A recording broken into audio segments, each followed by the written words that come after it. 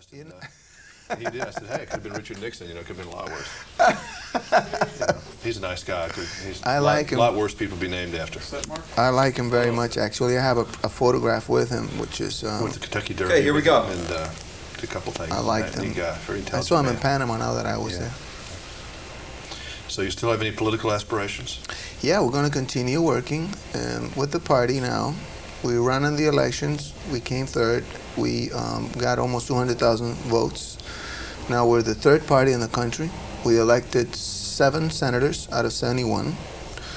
And we have a responsibility now to bring about laws that will help people change the actual circumstances.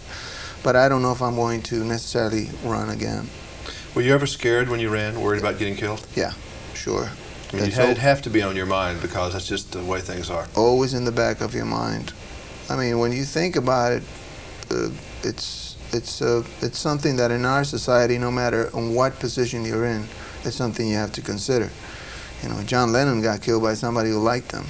That's right, but when you watch the guy who got killed up in the upper part of Mexico during that campaign, you know, since you've been involved with that, have to kind of send a shiver up your back. It happened right while we were in the campaign, and I'm sure every single person that was involved thought, oh my God, I hope this doesn't happen here, because it's passion.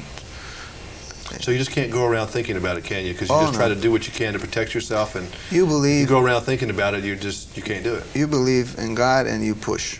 That's all. So what are you going to do? It's not in your hand. There's nothing you can do really, but to think good thoughts and go ahead and do your job.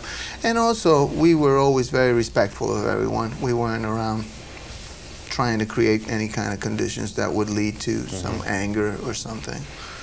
But it's a high-stakes poker game. Oh, yeah.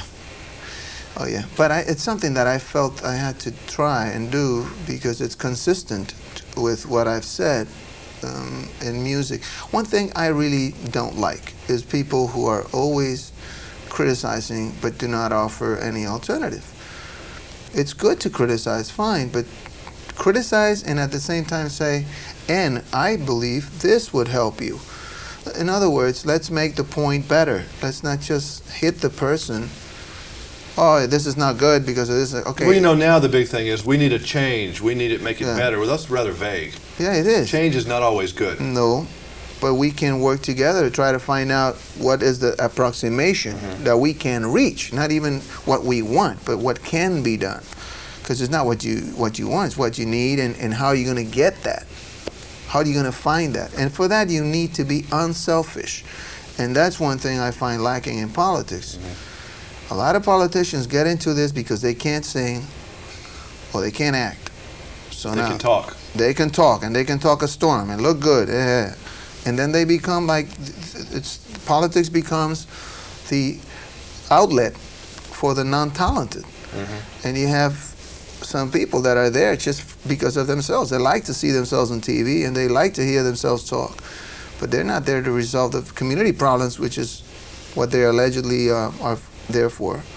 So you have to be unselfish. And I was so enough to focus on community consultation to bring about change. So where does acting stand in your life right now? It's a way of for me, have fun. I have fun with it. I'm blessed. I come from a working class family. I know my mom died without ever having a holiday. And my dad worked and retired as a detective police officer. And also never took a holiday. And they worked in things that I don't know if they liked them to do what they were doing. I suspect not necessarily. My mom had a lot more fun, I think. My dad too, but I'm saying, you know what I mean? You got to work and you come home with a small amount of money and try to raise a family of 5 kids. And so I'm lucky that I'm working on something that pays extremely well and have fun doing it. Do you ever feel guilty about the amount of money you made since you came from such a humble beginning? No, because I'm not taking it off anyone.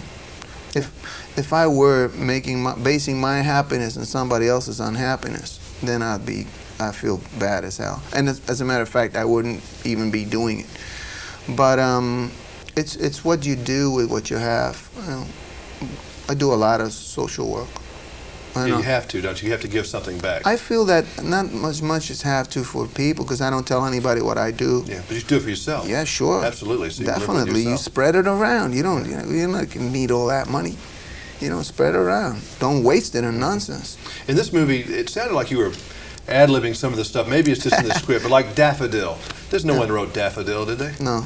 I didn't think so.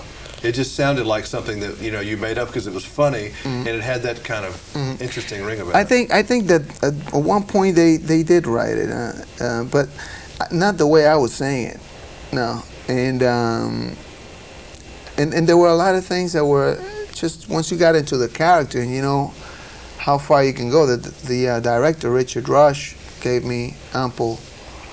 Well, those kind of roles are fun because you're not carrying the picture. No. You're kind of phoning in little things, you're kind of like showing up. That's right. Like somebody who shows up and crashes a party. Yeah. And it's fun, you get a lot of energy in those little segments, and then you're gone. Sure. And then you get back and get some more energy. That's a cool part to have. I had not a lot of pressure. That's right. I had a lot of fun, and especially because, like you said, it's a type of situation where you're having fun because you're a guest, as it is, and you're not the one catering the whole party. And I didn't have to play in this party other than to do my assigned role.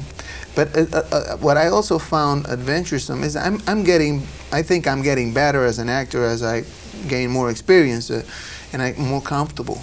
Because you're getting better because you're more comfortable is really what it Sure. boils down to, isn't it? Exactly. Because you just know you can be loose, and that's what you are, and you quit being self-conscious and all that. Exactly, and you'll be better at it. And it's such an easy concept to try to say, but it takes forever to get there, doesn't it? Oh, yeah. One thing that has helped me is that as a musician, I play to a lot of live audiences. So that's a good thing because you learn to trust your instincts and your feelings. You're not constrained by certain things that perhaps would hamper your your sincerity. approach probably is not unlike Bruce Willis because he's pretty loose. Yes, and he's quick. He's quick, and he's got good instincts. I think he's gotten a bad rep sometimes about what he does. I think he's got good ideas, and he moves fast, and he will be there. I mean, he was there for me. I had nothing but good things to say about the experience. Excellent, and he's quick. You know. He's nobody's dummy, no, that's for sure. And because he will always say, "Hey, why don't we do this and why don't we do that?" You know, it can be at times, I guess, unnerving to somebody. You know, it's like, "Oh, this guy's always saying what to do." But I mean, if you listen to what he's saying, you'll find that more times than not, it's good suggestion. So take it and place it into perspective and go. Nice meeting you, Rubén. Thank you, Jimmy. That's right. It's his butt on the screen up there. It's not somebody else's. So hey, to be. That's right. No problem with that at all. He knows what he's doing. That's right. And I tell you we can do that. that is so true.